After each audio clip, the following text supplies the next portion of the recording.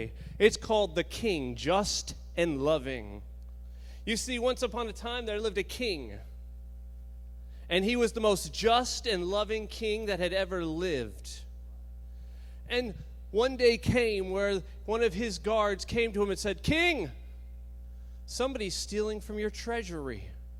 Oh, the king did not like the sound of that. And because he's a just king, he said, if we find out who is stealing from the treasury, they will get 10 lashes.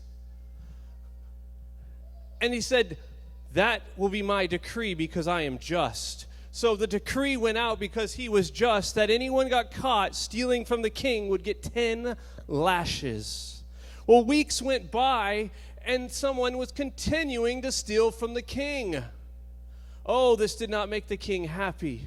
So he gave another decree because he is a just king, and he said, right now, I'm going to increase the lashes to 40 lashes if we find out who is stealing from my treasury. And with this, everybody realized 40 lashes was a death sentence. So the king had just issued a death sentence to whoever was stealing from his treasury. Well, weeks more went by, and finally the guard came in and said, we've caught the culprit. And the king said, who is it? And in came his daughter, in chains. She was the one who was stealing from his kingdom.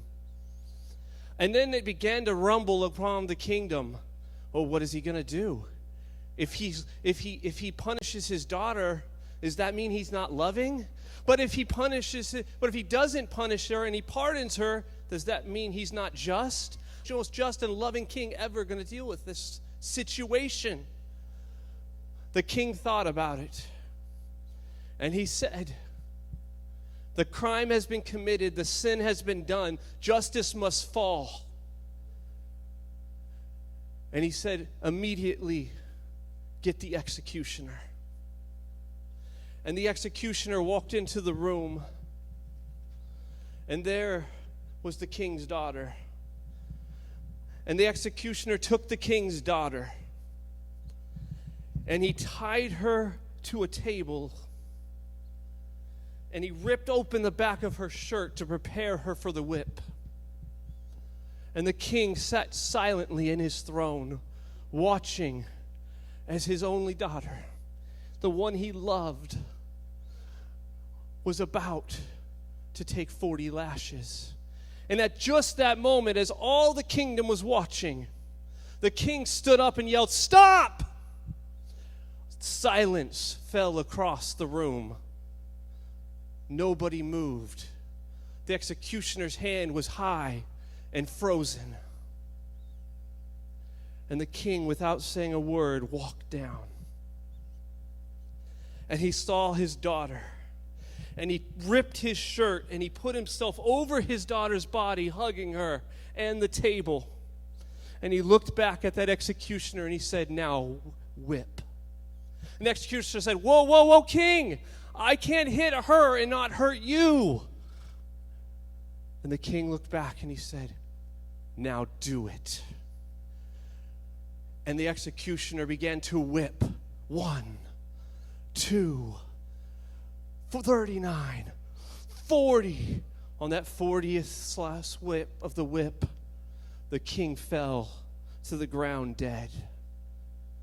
But his daughter, who he was hugging, got up without any bruises, any hurt. She was completely free. He had paid her punishment. This just and loving king gave his life for his daughter. And let me tell you something this morning. That may sound like, man, that's harsh. But that's what God did for you and for me. You see, we are that princess. We are that daughter or son of the king. We sinned. We broke his commandments. We have done wrong. As I tell the children, when we do wrong, we break the commandments. We may not know what sin is, but sin is when you do something you're not supposed to, right? That's when you lie. That's when you do something you're not supposed to. You take a cookie out of the cookie jar. And God says, I'm a just God. There has to be a punishment. But then he realized that punishment was our death. And he was also he's also the most loving God. So he said, I'm going to take that upon myself.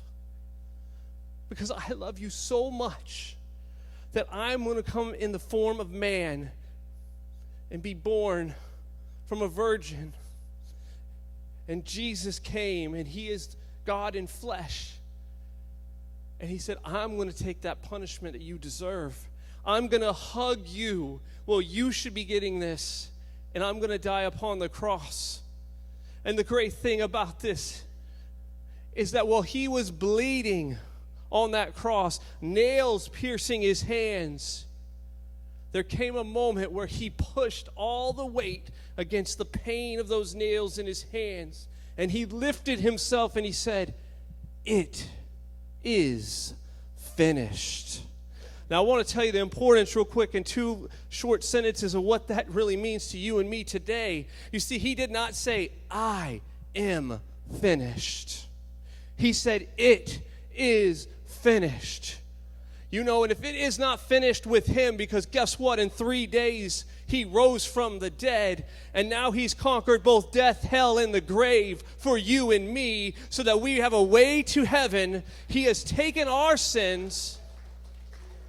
But because he said that phrase, I want you to know today, no matter where you're at, in your walk with God, online, where you're at, if you don't even have a relationship with God, God's not done with you.